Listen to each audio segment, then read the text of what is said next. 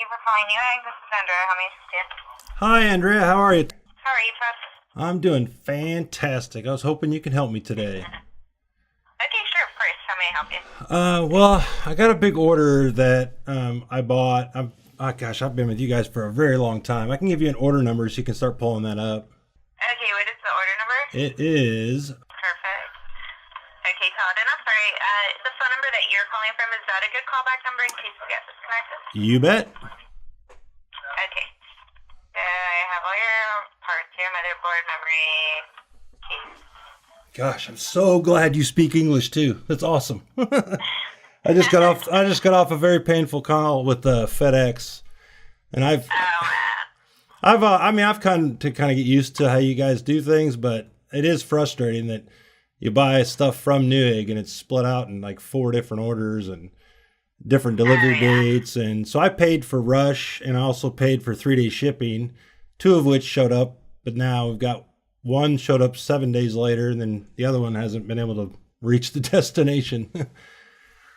So I need to figure out what you can help me with.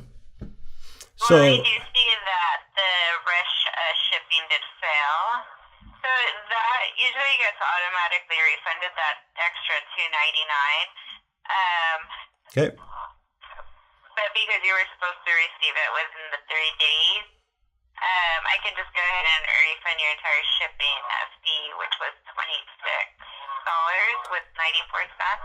That would be awesome.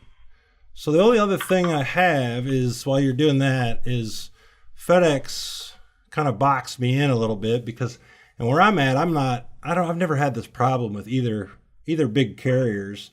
They don't have a facility that we can pick up this last shipment. And what's weird is that everything else that was even more high dollar than this was delivered without an exception. Apparently there's a restriction on this that requires a signature, which I was not aware of.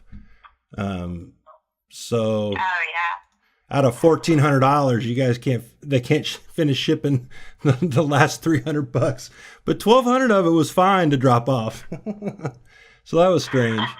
So what they say when I called them, so this is for a buddy of mine. We're building a computer, and he lives up in the Northeast in an apartment complex, and he's got his folks home and stuff.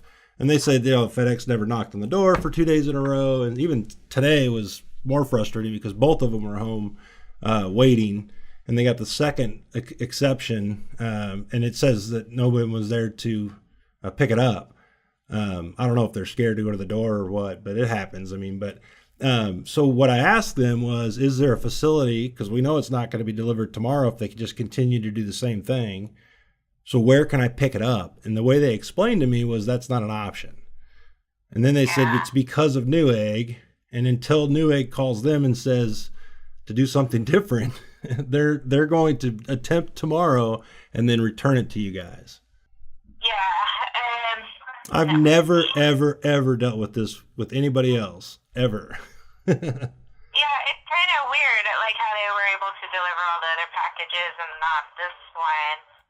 And they're saying that no one is home, or do you think it's like that particular driver that's just not? Yeah. Oh, sure. I'm sure it's the driver that's the idiot because, and I've had this happen very rarely.